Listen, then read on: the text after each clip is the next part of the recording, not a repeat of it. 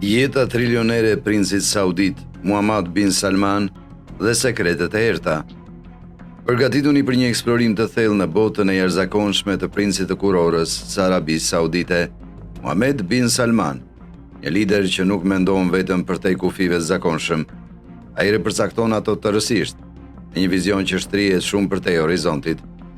Princi kurorës nuk është thjesht duke formësuar një të ardhme për Arabinë Saudite, ai po krijon një trashëgimi. Vizioni i tij ambicioz 2030 është një masterplan i krijuar për ta çuar mbretërinë në një epokë të re e zhvillimi, inovacioni dhe ndikimi global. Por sado mbretëlënëse të jenë në nismat e tij strategjike, nuk mund të mos pyesin veten, si zgjedh një princ me pasuri dhe fuqi kaq të madhe të shijojë pasurinë e tij personale? Përgjigja, siç mund ta prisni, nuk është asgjë më pak se në mënyrë spektakolare. Në botën e rrallë të luksit elitar, preferencat e Muhammad bin Salmanit janë një dëshmi e statusit të tij të pashembullt. Blerjet e Muhammad bin Salmanit shtrihen shumë përtej luksit vetjak. Portofoli i tij përfshin prona të pallatit që janë mishërimi i madhështisë, secila prej tyre projektuar me pikmëri për të pasqyruar statusin e tij si një lider global. Këto janë gjërat më absurde dhe shtrenjta që zotëron Muhammad bin Salman. Le të zhytemi. Jahti Pegasus 8. I pari është jahti Pegasus 8. Ky pallat lundrues është aq ekstravagant sa praktikisht turpëron vende të tëra. I quajtur fillimisht princesha Mariana, ai u ble dhe u riemërua nga manjati ndërtimi në Kaliforni, Ronald Tutor, përpara se të nënshtrojë një ndryshimi dhe zbarkimi në duart e Muhammad bin Salman në vitin 2015. I vlerësuar në $120 milion, ky jaht është larg nga ratisja juaj mesatare e fundjavës. Sigurisht, kostot vjetore të funksionimit mund t'ju sjellin $12 milion befasues, por kur je princi kurorës si Arabisë Saudite, kush po i llogarit këto? Dizajni i brendshëm është si të hysh në një hotel me 5 yje me steroide. Po flasim për një banjë, pishina të shumta, një kinema, një pistë vallëzimi, një barbekyu, një sallë lojrash për fëmijë, një piano, një sallon bukurie, një palestër, një jacuzzi në balkon, dreq.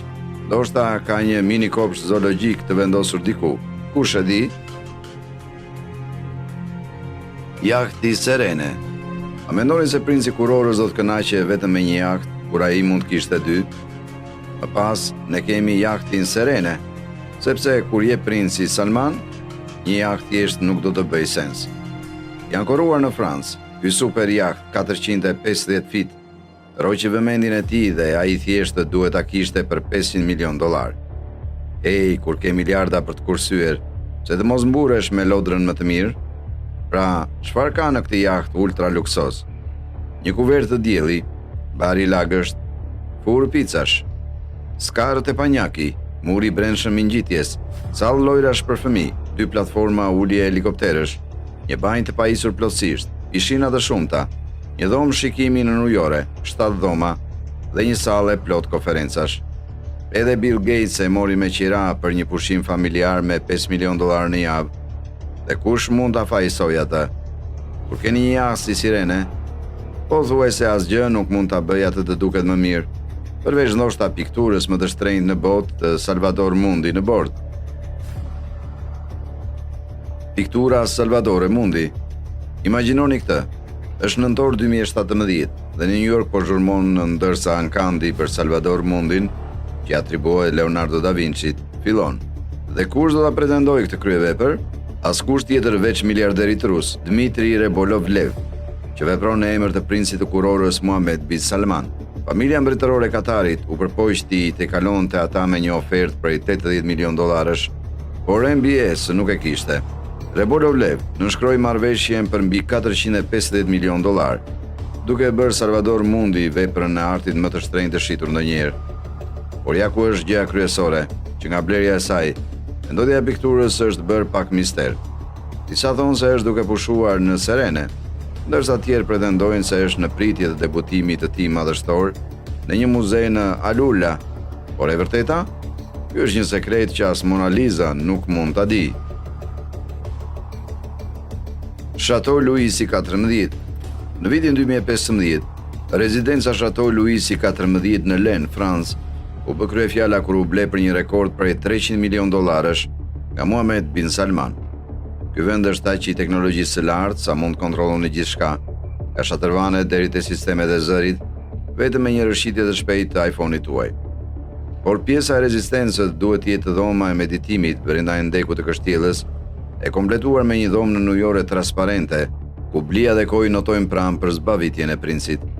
Ekziston edhe një statuje vet Luisi 14, me pamje nga hapësira e madhe prej 57 hektarësh, me 10 suita dhoma gjumi, një dhomë pritje madhështore me një tavan të lartë pikturuar me kube, detajet e shkëlqyera dekorative, kopshte të mëdha, pishina të brendshme dhe të jashtme, shatërvan, një bibliotek, një kinema private, një fushë kungujsh, 2 salla vallëzimi, një bodrum vere deri në 3000 shishe, madje dhe një klub nate, ju kur nuk do të dëshironi të largoheni. Pallate luksoze. MBS ka një vend të butë për pallatet mbretërore. Së pari, pallati Ali Amama, rezidenca e tij zyrtare, shtrihet në 11.500 metra katror dhe therret luksit, me dysheme mermeri italian, tavanet gdhenj durat ndërlikuara dhe orendi të bollshme. Pastaj është pallati Ura, një tjetër perlë në portofolin e MBS, i njohur për orenditë e tij premium, përfundimet luksoze dhe veprat elegante të artit. Këto rezidenca madje kanë shpërndarës dhe kariget Kleenex të veshur me ar, që shkëlqejnë më shumë se bijuteritë e kurorës. Ai zotëron gjithashtu apartamente luksoze në New York City, si një apartament në Nchati në 432 Park Avenue, një nga ndërtesat më të larta të banimit në botë. Klubi i futbollit Newcastle United. Sikur të mos mjaftonin në jahtet dhe pallatet, princi Salman shkoi pas gjës tjetër të zhndritshme, një klub i futbolli. Në fondin e investimeve publike saudite, princi Salman bleu Newcastle United Football Club për $388 milion. Dikur një i dobët, Newcastle United tani është duke përkulur muskujt e tij financiar, fal xhepave të thellë të princit Salman. Që nga viti 2022, klubi po gumzhin me energji të reja, duke parë atlet kryesor si James Tarkovski dhe Sergi Roberto, me shumat pas zbuluara që fluturojnë përreth dhe investime të mëdha në futbollistë si Ronaldo. Sipas standardeve të Arabisë Saudite, skema e futbollit sapo bë shumë interesante. Industria e lojrave. Futbolli nuk është vetëm një skenë argëtuese në cilën princi ka pamjet e tij. Rezulton se ai është gjithashtu në lojra. Sipas Kotaku, kompania e zhvillimit të lojrave elektronike AGDC, e zotëruar nga askush tjetër përveç princit të kurorës, Mohammed bin Salman, tani mban gati 100% të zhvilluesit japonez SNK, i njohur për lojrat si King of Fighters dhe Samurai Shodown. Ky nuk është një nga ato vendimet e çmendura të momentit si Celine Dion, që shpenzoi $2 milion për një lagështues. Kompania MBS ka investuar në gjigantët e e-sports dhe lojrave si SNK, Activision Blizzard dhe Nexon, me investime që arrin mbi $430 milion. Kush e di, ndoshta ne do ta shohim atë duke dalë në turneun e ardhshëm të King of Fighters.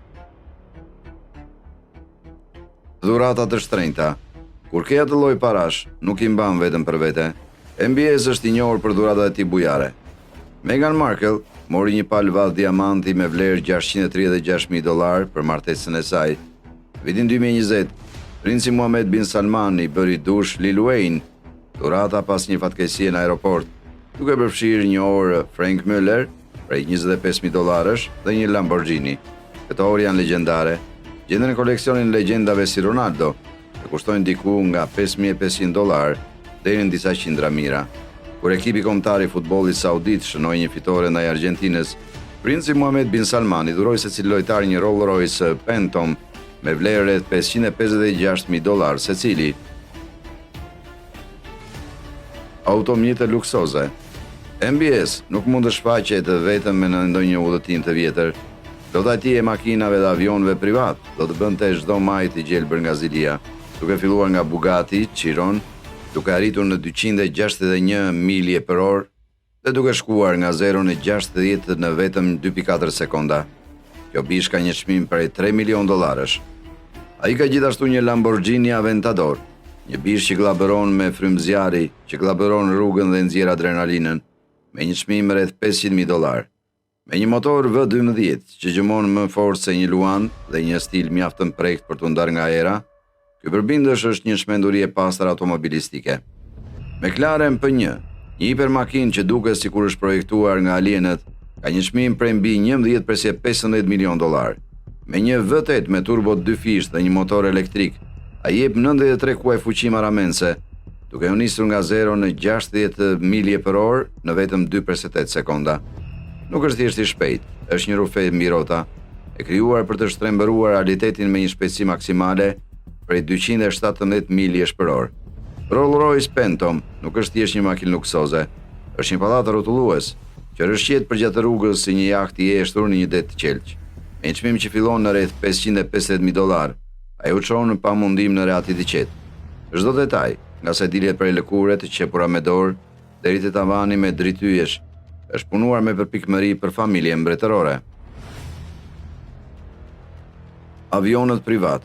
Në vitin 2018, princi Mohammed bin Salman shpenzoi $415 milion për një Airbus A380 të personalizuar, të kompletuar me një sallë koncertesh, banjë turke dhe një garazh për koleksionin e makinave të tij luksoze.